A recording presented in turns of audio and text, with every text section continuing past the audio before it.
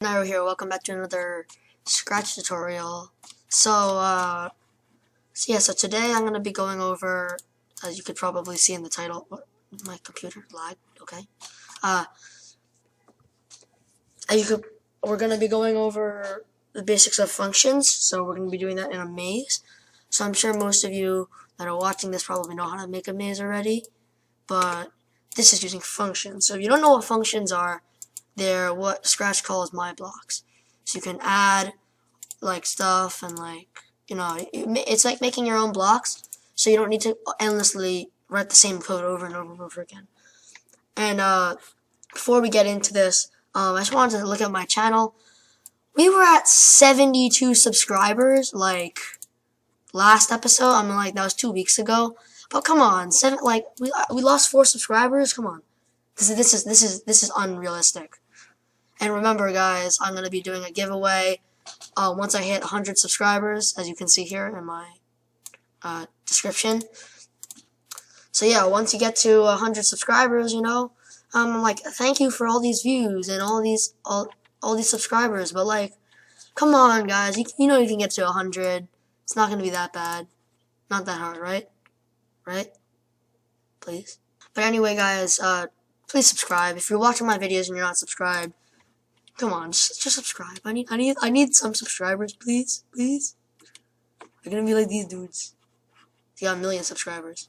Okay, let's get down to business. Alright, so we have Scratch open right now, and we're going to be playing with function. Let me just close that real quick.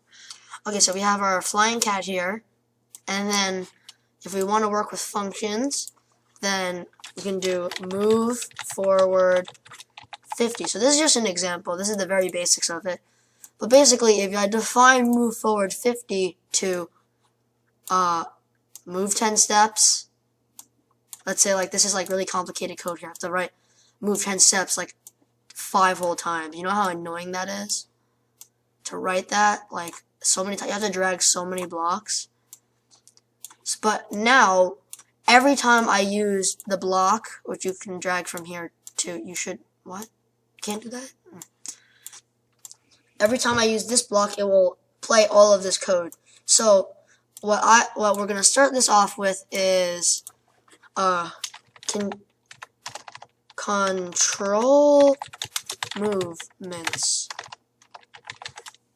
So if you guys don't know what controlled movements is, check out my video that should be popping up, which was my original video for Scratch tutorial. Should be popping up right about here right now. So you can watch that if you don't know what it is.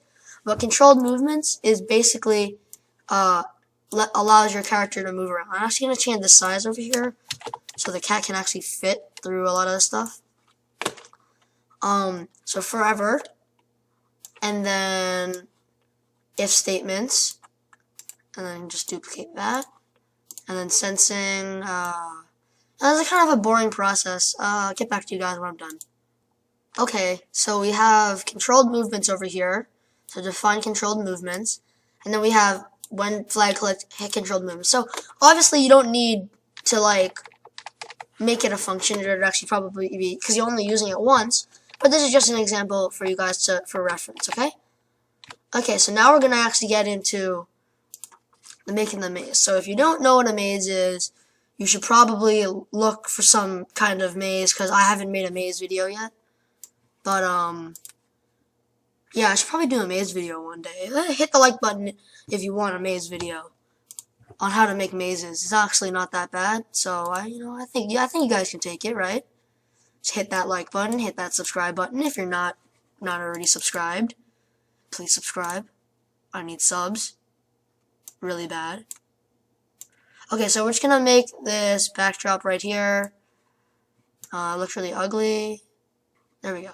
Okay, so now we have to make our actual maze. So basically, if you don't know what a maze is, then I'm going to explain it. And if you do know what a maze is, you can probably just skip forward a little bit. Like this isn't very crucial. It's just like if you're here for the functions, then you don't really need to know this. So basically, all a maze is you're trying to get your sprite through the maze, right? So let's just make a but every time you touch black, you move backwards. Let's like back to the start.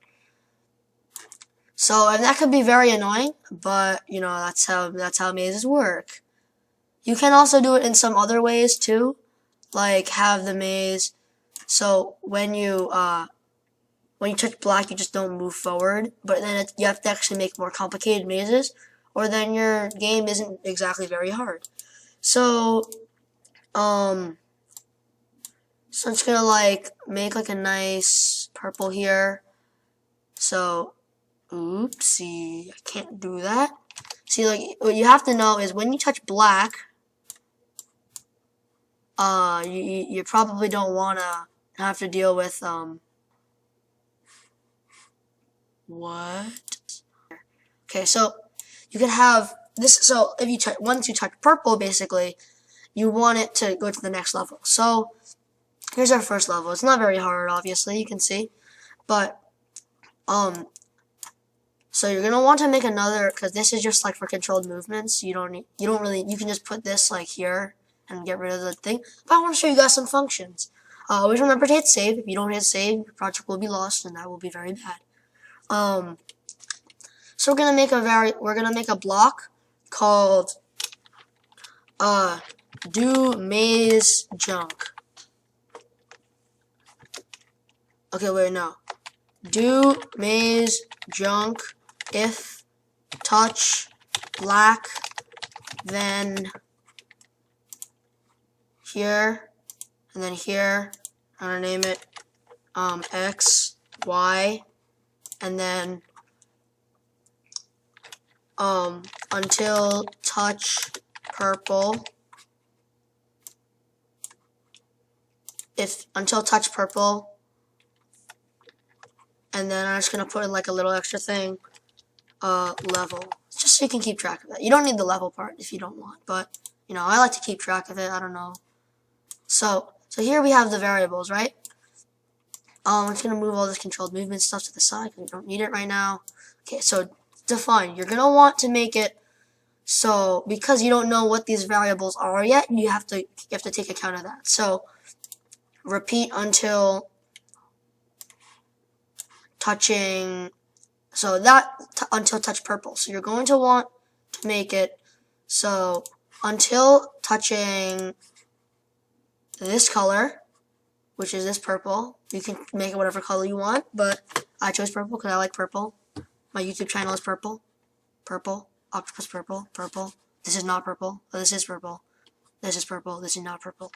Okay, once you touch, if touching black, which you need to go into sensing and then just black, simple.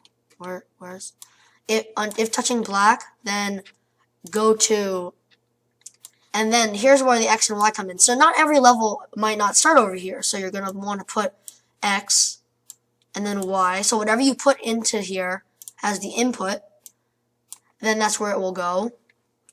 And then you're going to want to make it so next backdrop. Because once you touch purple, then it'll go to the next backdrop. So then now we can use this this function to make the maze. So what X position, what Y position? So this is over here, negative 172 X and 127 Y, and this is level 1. This level thing is just, you know, if you want, just so I can keep track so you know what level you're doing. So now this should work. See, look, every time you touch black, it'll bring you back to the original spot. But we don't have a next backdrop yet. So the fun thing about making a maze with functions, you don't always have to write code anymore. So all you need to do is just make new backdrops.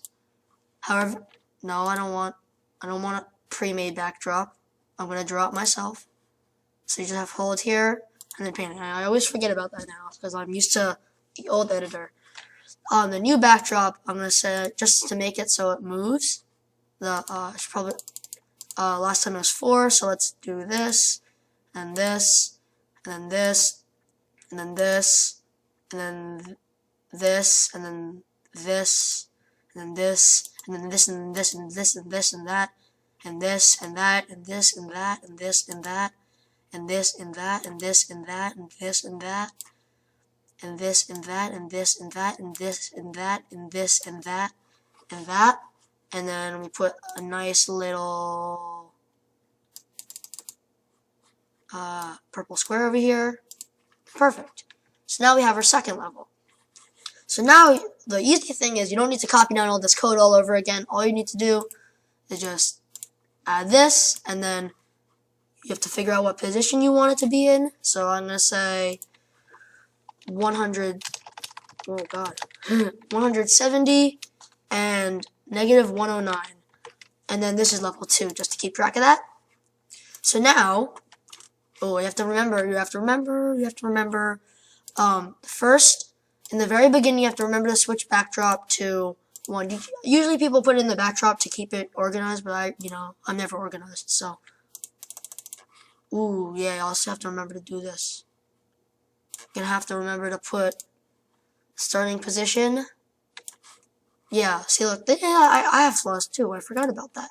Okay, so if you touch, I'm gonna make it full screen for you guys. Once you touch black, it makes you go back. But if you go through, really?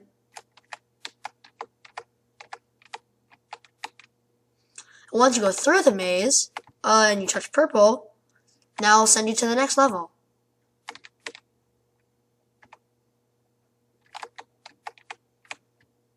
And then you can go through, and then it goes like that.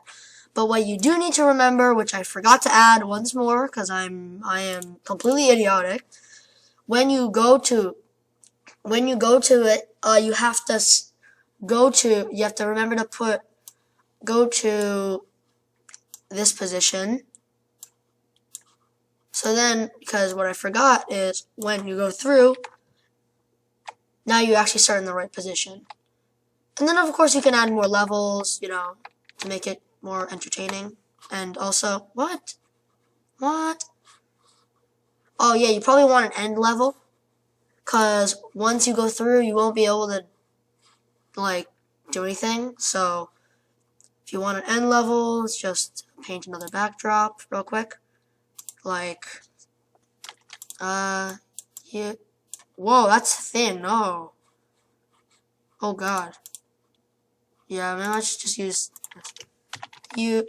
U1. Then big letters. Yay.